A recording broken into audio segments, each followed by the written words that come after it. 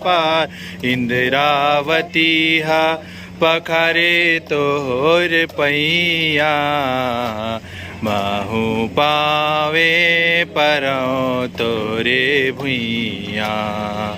जय हो छत्तीसगढ़ मैया।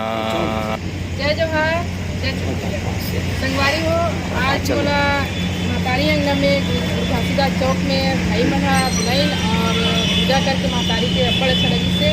और भाई मन इतना मेहनत करे थे कर मेहनत को देख के महतारी के माया दुलार बने रहे और हमारे भाई मन के बीच में बहनी मन के बीच में एकता बने रहे। और संगे संग हमारा रवैया 28 तारीख के छत्तीसगढ़ के पहली तिहार हवेली तिहार न्योता घलोक देवत हो।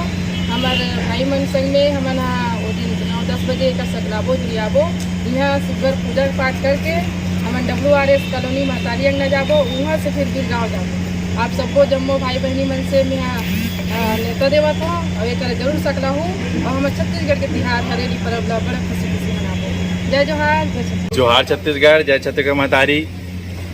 जैसे कि हर इतवार के हमन आतन ने मेरे महतारी के अंगना में साफ सफाई करथन।